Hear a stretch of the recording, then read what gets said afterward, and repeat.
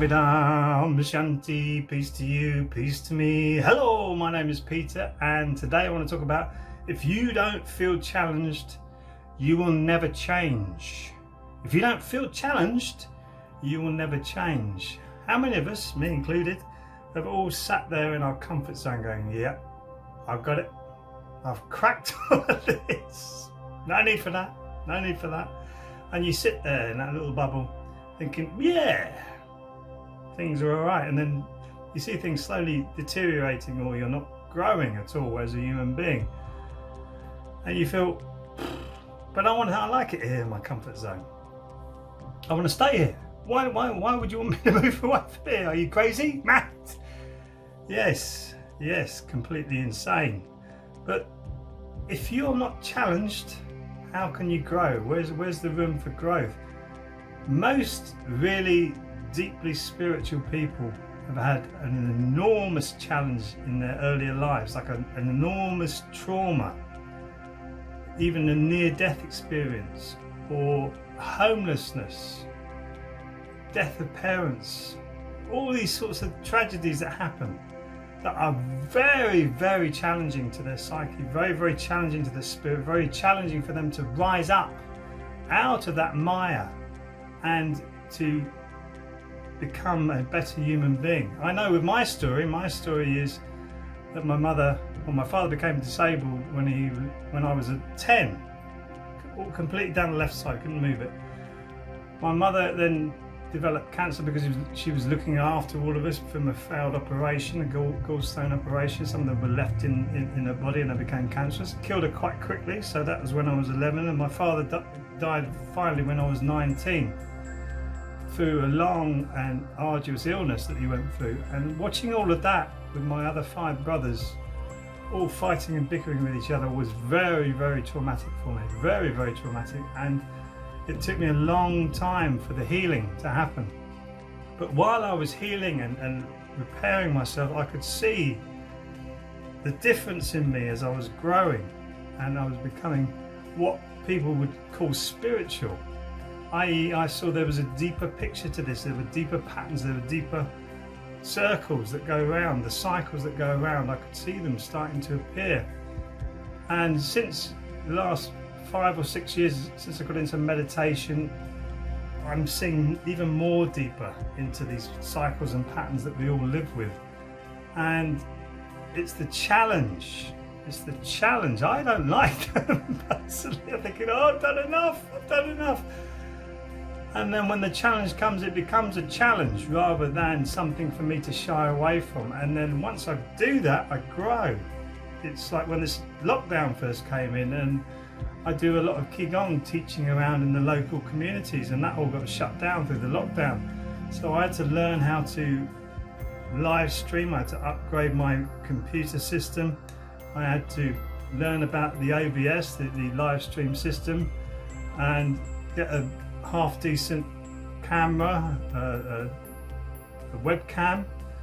And if you just do a little bit of research into webcams, there's no straight information, and there's no straight information about streaming. It's all about this, that, or the other. And firstly I was trying to do it with an old computer and it was stuttering, and then we got a new computer in and it's going really well now with the streaming.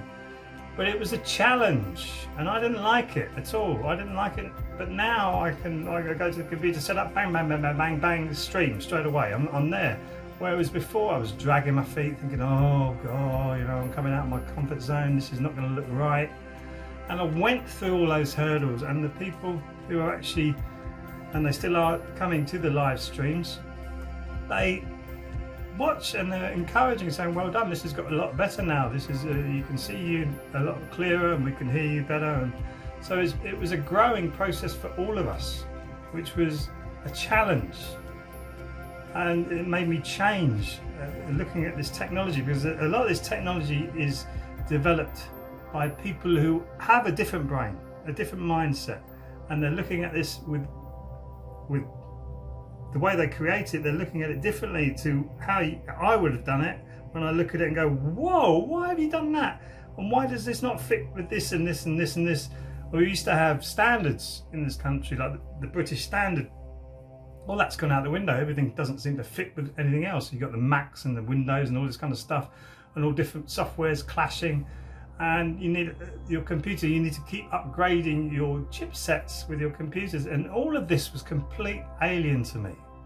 Absolutely. It's like going into when I went into a computer shop, it was like speaking a different language, and it was a challenge for me to take this on, because I'm more artistic. I like to just create, I like to make music, inspirational music. I like to just get a few friends over and have a jam, just make some music, and it goes where it goes. It doesn't matter, and you're literally jamming, and that's really me. That's how I love to create. I love to create Qigong classes as well, and meditation classes, which I find that really rewarding. But this technical stuff I find really hard. It's a challenge, but it helps me grow and become wiser in some respects, because I know, oh, okay, if I need to do that, I can go and do that, and I can do that, blah blah blah, and I've done that, and now I know a little bit more about the technical side of how all of this gets put together, like videos and music and live streaming. And it's interesting because it is a challenge.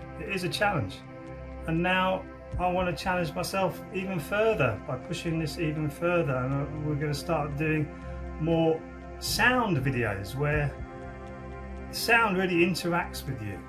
When you look at Bruce Lipton's research, and they say you get a tuning fork, you can hit the tuning fork, and you have a goblet that might be at the same frequency of the tuning fork. The sound will be so intense on that goblet, it will break the goblet, the glass goblet.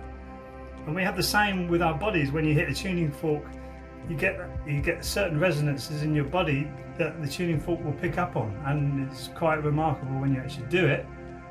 I want to be doing more of those videos. I've got solfeggio tones and chakra tones that I want to be putting across on the speakers, and that's going to be a challenge. 5 or 6 years ago I thought about doing that and go, oh no.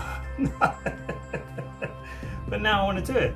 I want to stretch myself and become a bigger offerer of what is really available now in today's world, which is enormous healing potential for so many different things, and yet we're still stuck on these little tablets that people want to push onto you. No, you can do it. You're holistically capable of healing yourself, and we can all do that. We can all empower ourselves with information. So that's how I want to break out of my comfort zone. I want to challenge myself more and really push myself, and it's very rewarding when you do that, and I hope that you do it. Please let me know in the comments if you do, or you have done, or you push yourself out of your comfort zone. It'd be great to hear from you.